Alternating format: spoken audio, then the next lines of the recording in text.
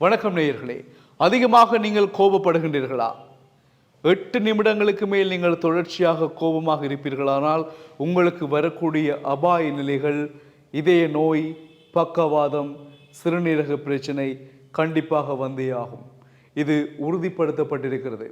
280 இளைஞர்களை ஒன்றிணைத்து அவர்களை 4 குழுக்களாக பிடித்திருக்கின்றார்கள் வைத்திய நிபுணர்கள். சோகத்தில் இருக்கக்கூடிய இளைஞர்கள், கவலையில் இருக்கக்கூடிய, அதே போல மகிழ்ச்சியில் இருக்கக்கூடியவர்கள், பதற்றத்தில் இருக்கக்கூடியவர்கள் என்று குழுக்களாக பிரித்து அவர்களிடம் மேற்கொள்ளப்பட்ட இந்த ஆய்வுகளின் அடிப்படையில் கோபத்தில் இருக்கின்றவர்களுடைய இரத்த நாளங்கள் விரிவடைவது குறைவாக இருக்கிறது. அது மட்டுமில்லாமல் மூளைக்கு செல்லும் நரம்புகளில் இரத்த ஓட்டம் குறைவாக இருக்கிறது. அதே போல இதய நோய் பிரச்சனைகள், மாரடைப்பு பிரச்சனைகள் அதிகம் உள்ளவர்களாக இந்த கோபப்படுத்துபவர்கள் அடையாளப்படுத்தப்பட்டிருக்கின்றார்கள். எனவே ஒரு மனிதனுக்கு வருகின்ற கோபம் இவ்வளவு பிரச்சனைகளை எங்களுக்கு தருகிறது என்று உறுதிப்படுத்தப்பட்ட செய்திகள் மூலமாக நாங்கள் பார்க்கக்கூடியதாக இருக்கிறது. 280 இளைஞர்களுக்கு மேற்கொண்ட ஆய்வுகளில்தான் இந்த முடிவை வெளியிட்டிருக்கின்றார்கள்.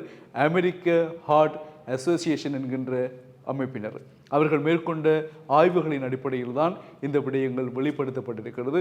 ஒரு மனிதன் கோபப்படுவது என்பது இயல்புதான். கோபப்பட்டால் பல பிரச்சனைகள் ஏற்படும் என்பது மனிதர்களுக்கு தெரியும். இருந்தாலும் எந்த ஒரு மனிதனும் தன்னுடைய கோபத்தை கட்டுப்படுத்துவதை விரும்புவதில்லை. கோபம் வருகின்ற பொழுது அதை வெளிக்காட்ட துணிகிறானே தவிர எப்படியாவது அதை கட்டுப்படுத்தி விட வேண்டும் என்று நினைப்பது மிக மிக அரிது. ஆனால் கட்டுப்படுத்தியே ஆக வேண்டும். கட்டுப்படுத்தாமல் ஒரு மனிதன் தொடர்ச்சியாக 8 நிமிடங்கள் ஒரே கோப நிலையோடு இருந்தால் எங்கள் உடலில் இவ்வளவு அசம்பாவிதங்கள், இவ்வளவு நோய்களும் வந்தே ஆகும் என்று உறுதிப்படுத்தி இருக்கின்றார்கள் பிரபல வைத்திய நிபுணர்கள். எனவே அன்பானவர்களே, நீங்கள் கோபப்படுவது என்பது நியாயம்தான். சாதாரணமாக விலங்குகளுக்கும் கோபம் இருந்தால், ஒரு மனதில் எங்களுக்கு பிடிக்காத ஒரு விஷயம் நடக்கின்ற பொழுது இயல்பாகவே கோபம் வருவது வழமை. ஆனால் அந்த கோபத்தை இயன்றவரையில் நாங்கள் கட்டுப்படுத்த வேண்டும். அதற்கான பல விடயங்களை நாங்கள் சினிமாக்களிலும் பார்த்திருக்கிறோம், சொல்லியிருக்கின்றார்கள். நடைமுறை வாழ்க்கையிலும் வைத்தியர்கள் பரிந்துரைத்திருக்கின்றார்கள். யோகாசன பயிற்சிகள், உடற்பயிற்சிகள். கோபம் வந்தால் எங்களுக்கு பிடித்த ஏதாவது ஒன்றை ஒரு பேப்பரில், ஒரு வெற்றி பேப்பர் எடுத்து டக்கு ஏதாவது எழுதலாம், கிறுக்கலாம் என்று கூட சொல்லியிருக்கின்றார்கள். சில பேர் வந்து நன்றாக சிரிப்பார்கள். நல்ல உதாரணம் இருக்கிறது. கோபம் வந்தால் சிரித்தால் கோபம் போகும். வசூல் ராஜா MBBS திரைப்படத்தில் பிரகாஷ் ராஜ் அற்புதமாக வெளிக்காட்டி இருப்பார் இல்லையா? சினிமாவோட செய்தி இணைக்கிறேன் என்று தப்பாக நினைக்காதீர்கள். சில விடயங்கள் சினிமாவின் நல்ல விஷயங்கள் சொல்லப்படுகிறது. அதே போல் தண்ணீர் குடித்தல், எங்களுக்கு பிடித்தமான ஒன்றை நினைத்தல், விருப்பமானவர்களை நினைத்தல், அந்த நினைவுகளை எங்களுக்குள் அசை போடுதல் கூட கோபத்தை கட்டுப்படுத்துவதற்கு இலகுவான வழிகள் என்று உறுதிப்படுத்தப்படுகின்றன.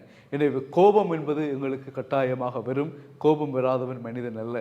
மனிதனுக்கு மட்டுமல்ல, மற்ற 5 ஜீவன்களுக்கும் கோபம் இருந்தான். அதற்காக நாங்கள் அந்த கோபத்தை கட்டுப்படுத்தாமல் விட்டோம் என்றால் அதனால் ஏற்படுகின்ற அனைத்து விளைவுகளுக்கும் நாங்கள் தான் பொறுப்பாளிகளை தவிர வேறு யாரும் அல்ல. குறிப்பாக எங்களுக்கு மூளைக்கு செல்லுகின்ற இரத்தம் குறைவாக இருக்கும், தசைகள் எல்லாம் இறுகக்கூடியதாக இருக்கும், எங்களுக்கு சிறுநீரக பிரச்சனை, பக்கவாத நோய், உயிரிழக்கக்கூடிய அபாயமான நோய்கள் எல்லாம் வருவதற்கு அவை சான்று பகர்வதாக வைத்திய நிபுணர்கள் உறுதிப்படுத்தி இருக்கின்றார்கள். எனவே உறவுகளே, கோபம் என்பது நியாயமானது. அதை கட்டுப்படுத்த பழகிக் கொள்வோம். சந்திக்கலாம். வணக்கம்.